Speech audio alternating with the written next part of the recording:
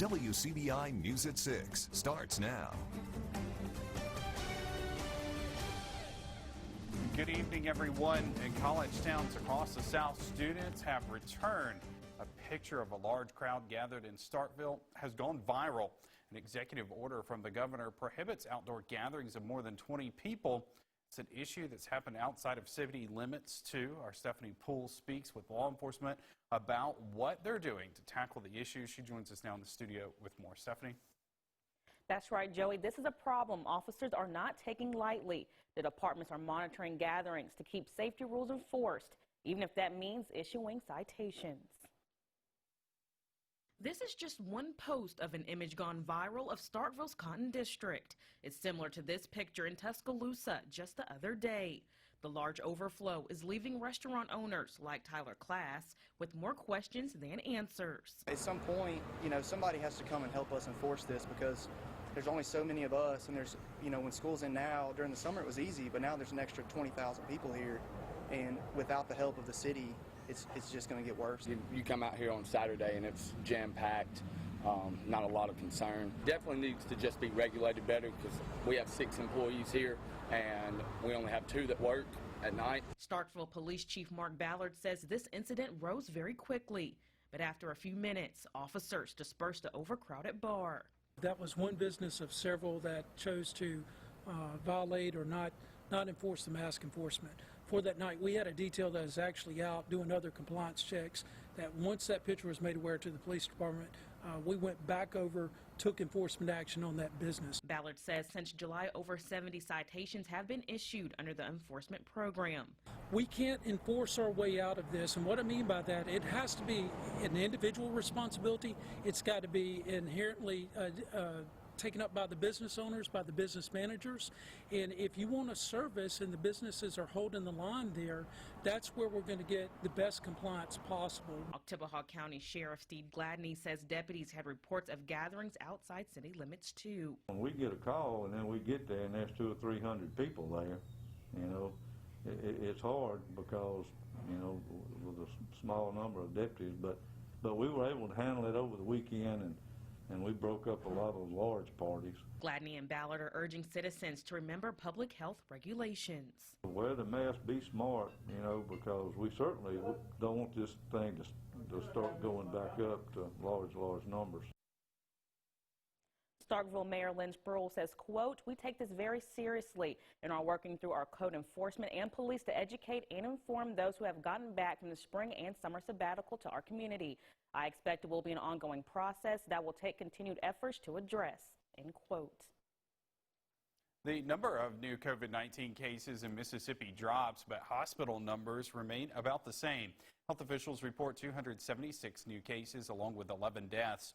1,126 people remain hospitalized that are confirmed or suspected coronavirus patients. There are 321 people in ICU. Of those, 176 are on a ventilator. In the Golden Triangle, 1 ICU bed is available at Baptist Golden Triangle and 2 are open at North Mississippi Medical Center, West Point. OCH Regional Medical Center does not have any available. That, according to the Department of Health's website, North Mississippi Medical Center in Tupelo has 19 beds available. Based on the state's presumed recovered numbers, there are 13,740 presumed active COVID-19 cases currently in the state. Governor Tate Reeves announces the expansion of telehealth services for Mississippi schools.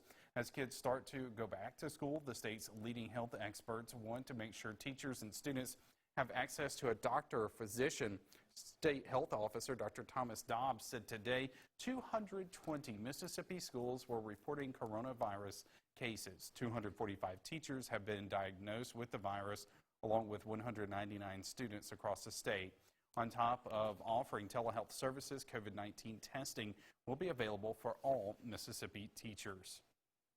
In terms of the telehealth, that's going to open up opportunities for kids that are on campus to get those services. With respect to testing on teachers, the testing is not going to be occurring on campus because that would be disruptive, although there are many campuses that have school nurses, et cetera, that do have the ability to do testing, and some of that is going on. What we're doing is we're setting up, working with Dr. Dobbs, the opportunity for any teacher to get tested. The Mississippi Division of Medicaid is a big part in helping launch the telehealth services. Teachers will have 3 locations to get tested, including the Jackson testing site at UMMC. A very pretty Monday, and we still have lots of blue sky. Look at our Alpha Insurance camera network across the region. Gorgeous weather. It's warm, upper 80s, low 90s, but the humidity factor much lower, so it's relatively comfortable. And as we head on into the early evening hours, just before sunset, mid-80s at 7 o'clock. By 9 and 11, down into the 70s, cooling on down. Lows tonight down into the 60s. That's a nice little change of pace. A stray shower storm is possible tomorrow. We're back at the low 90s here, but as you can see, not a lot of rain expected. Can't rule it out, though. I'm back with that 7-day forecast in just a few minutes. School administrators are taking on another challenge from the governor. An executive order limits attendance at K-12 extracurricular activities, including fall sports, and it's up to the school districts to figure out how to make that work. Our Bobby Martinez talks with the interim superintendent of the Knoxville County School District about what they plan on executing their own plan. He joins us now live in the studio with more. That is right, Joey. Only 2 spectators per game. That is the limit each student athlete is allowed to have in attendance. In the Knoxville County, the transition might pose several challenges, but ensuring safety is their main focus. Dealing with challenges on the playing field. What's good for us to have a home field advantage if there's no real home field advantage? And in the school's budget.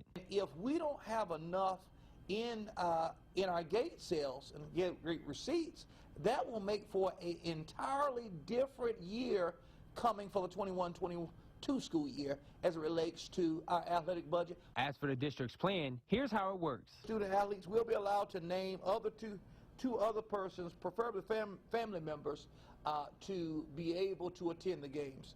An athletic team of school personnel and security will closely monitor the numbers. Broadnax says safety for all in attendance will be the top priority. The district will adhere to all CDC guidelines, as we are doing now with the opening of school, where masks are required, temperatures are taken, hand sanitizer is available, just to make sure that everybody is social distance, and if there are folks that have COVID-19 symptoms, they cannot enter the game. And for those who can't come to the games, one of the things we'll have to try to communicate with the local media, those people that run social media, to see if we can stream those games for those parents and community members that cannot be in the stand. Broadnax says the day before each game, student athletes must notify the coaching staff who they will have in attendance. A bizarre fake kidnapping case lands both the alleged victim and suspect in jail. We'll have that story coming up on WCBI News.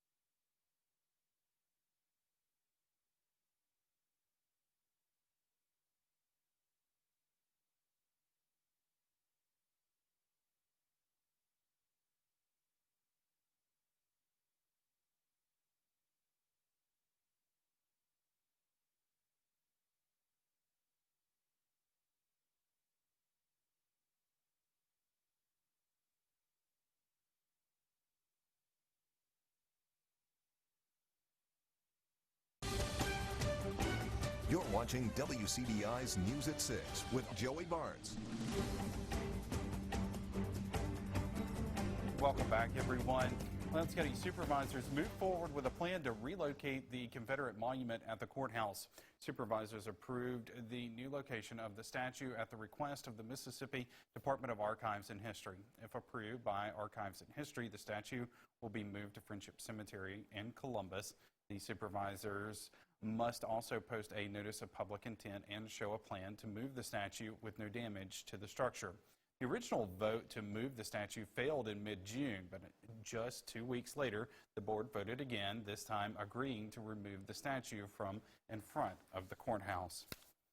A Lowndes County man previously convicted of murder now faces 3 counts of aggravated assault. Walter James Lee was also indicted by a Lowndes County grand jury for possession of a weapon by a convicted felon. He is being prosecuted as a habitual offender. Deputies allege Lee came out of his house and fired a rifle at a car in June 2018. 3 people were inside the vehicle, including a 1-year-old child. No one was injured.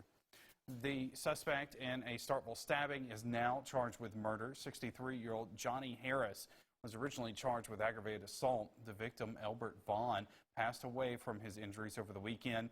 The stabbing happened back in June at 603 South Montgomery Street. The charge against Harris was updated today. Starkville police are still investigating the incident. One person is being questioned following a hostage situation in Tupelo this morning. TPD officers responded to the incident at the Oaks Apartments around 9:30 this morning. Investigators say a male suspect was holding 1 or more people inside an apartment. They believe the incident was domestic in nature. Officers were able to resolve the situation within an hour. No one was injured, and that investigation continues. We've all had days that we've just wanted to disappear, but 2 men in Lee County are accused of taking it to the extreme by faking a kidnapping. WCBI's Allie Martin has more on this bizarre story. The case began Thursday when the Lee County Sheriff's Department was contacted by a Virginia resident who said they got a FaceTime call showing their son tied up to a tree with a gun to his head. Lee County Sheriff Jim Johnson says the call was made from this Guntown property, and it was all orchestrated to get money to cover a drug debt. That initial phone call was the first of several, as the parents in Virginia thought their son was at the mercy of a kidnapper who was demanding a $500 ransom. After about 12 hours of this negotiating back and forth, the parents received a telephone call from who they believed to be their son begging for his life, and they heard what they thought was a gunshot. At that point, they assumed that the kidnapper had killed their son. Eventually, the parents got a call from their son saying he was still alive, but the kidnapper would kill him the next time. Text messages were then received, threatening more harm to their son. They then set a timeline that every 10 minutes they would be sending photographs of their son with body parts that were being removed. They did receive several photographs of a hand that had damage to it, to the point that it had a nail driven through the fingers. Sheriff Johnson says the parents did not believe the photo was of their son's hand. At that point, investigators, acting as the parents, took over negotiations and set up a time for the kidnappers to get the ransom money at a Lee County Western Union location. Investigators arrested 24-year-old Andrew Blake Hawks as he was at the counter trying to collect the ransom money, which by then had dropped to $200. His accomplice, 36-year-old David G. Fisher, was also arrested. Both are charged with extortion. The sheriff says it was all a ruse to cover drug debts. You get involved in the drug cartel and you don't pay your debt to that bunch, you'll do almost anything to keep from losing your life. You may lose it anyway because the debt still hasn't been paid. So he's pretty safe where he's at right now. Bond for Hawks was set at $150,000. Fisher's bond is $100,000. Both men are still in jail. In Lee County, Allie Martin, WCBI News. Hawks is also charged with possession of a firearm by a convicted felon. All right, Keith, another warm day out there, just what you'd expect in August. But not too humid. Hey, we'll take it. And, you know, anything's a bonus right now. It's not blazing hot. It's warm, and we'll have another warm day tomorrow in Columbus, likely low 90s. A chance for a stray storm or shower. I'm back with your full 7-day forecast next.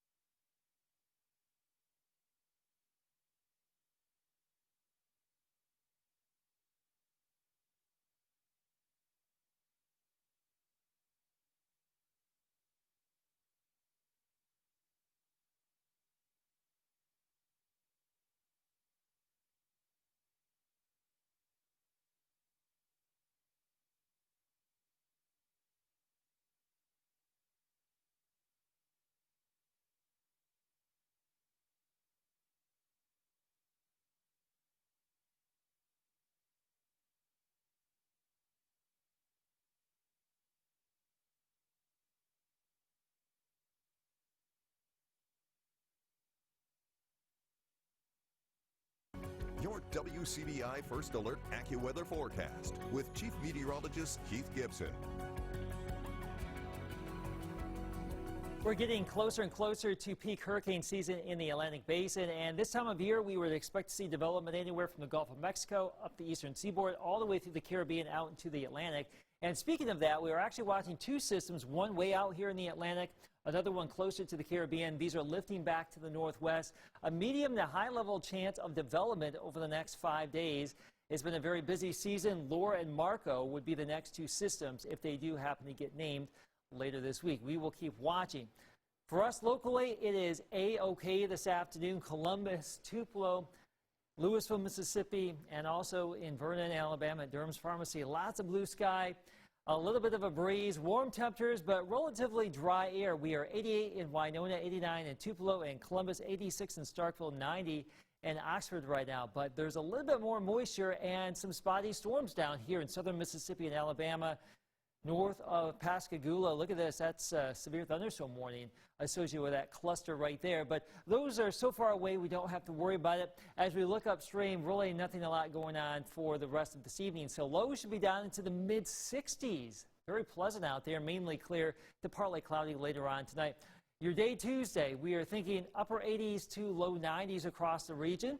And overall, a pretty nice day for us, but we do expect to see at least a small chance for a shower storm around here.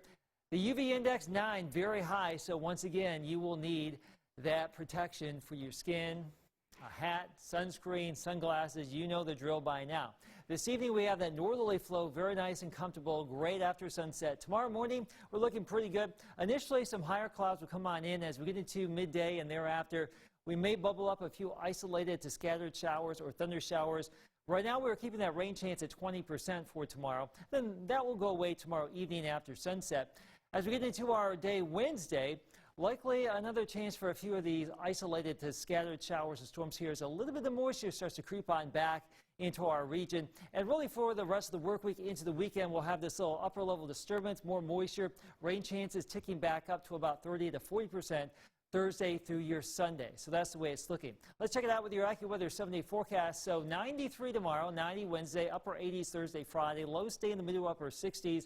As we get into the weekend, daily chance for some storms there. Perhaps a little bit drier by early next week. The final week of the high school football tour kicks off with the West Point Green Wave. See the preview next in sports.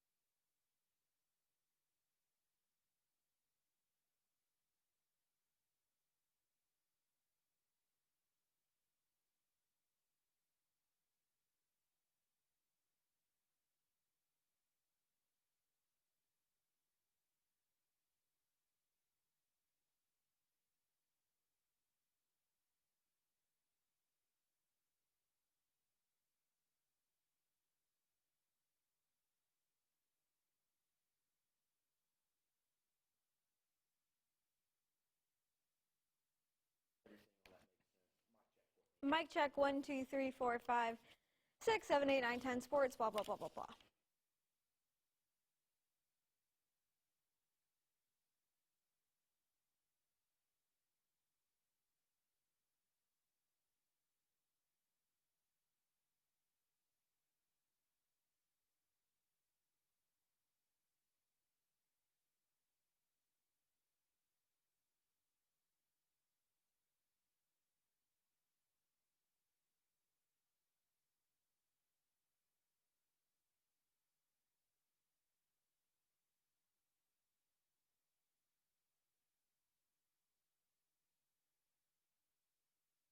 Your WCBI Sports with Courtney Robb is brought to you by your local Ford dealers. Go further. The college football season sits on the horizon, about 6 weeks away, and while the SEC currently releases the upcoming season for both Ole Miss and Mississippi State, we do finally know what the season openers will at least look like, and what a start for Mike Leach as well as Lane Kiffin for their coaching debuts. Mississippi State heads to LSU to start off week 1, and Ole Miss will host Dan Mullen and company, aka Florida, for week 1. You can see that full schedule tonight coming up at 10. There are 2 schools tied for the most state championships in Mississippi, South Panola and, you guessed it, West Point. The Green Wave entered 2020 fresh off a 4-peat with 11 state titles and have their sights set on yet another one. West Point is stop number 57 on the high school football tour. WCBI Sports 2020 High School Football Tour is brought to you by Itawamba Community College, Cannon Ford of Starkville, Monroe County Farm Bureau, Max South Broadband, and the Bank of Vernon.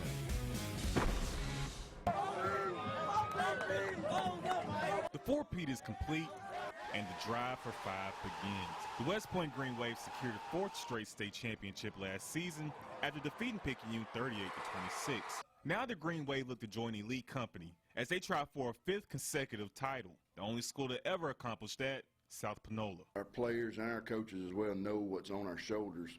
We play for our community, our pride, and our school, and that's not going to change. We go harder. When everybody look up, we know we got to put on. We got to give them. We got to keep them state championship roles in. The Green Wave had to replace key pieces from last season's backfield that featured Brandon Harris, Dantarius Cannon, and Jimothy Mays. But West Point has embraced and mastered the art of retooling year in and year out, a challenge that head coach Chris Chambliss uses to keep the team motivated. It's a driving force for us to try to prove ourselves each year. I tell our seniors every year our expectations remain the same. The people change.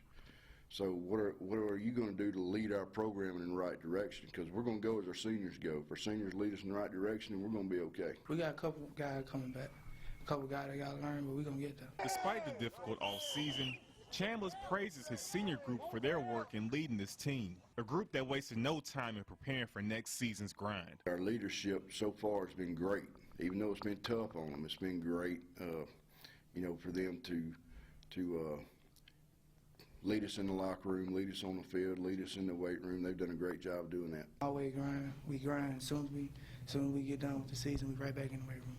We're going for another. Winning a state championship, let alone a 5th straight, takes an incredible amount of dedication and pride. But if you ask anyone in the Green Waves locker room, they'll tell you just how much winning means to them. I think our guys are real passionate about carrying on the tradition and carrying the torch, so to speak, to into this season, and they really care about it. They've really been working hard, not only physically but mentally on their game as well this summer. West Point gonna play football regardless. The chase for history starts September 4th with the road matchup against rival Starkville. With the Green Wave on the high school football tour, Chris Bolton, WCBI Sports. WCBI Sports 2020 High School Football Tour with West Point High School is brought to you by Medicomp Physical Therapy. That's it for sports. More for you when we come back after the break. Stay with us.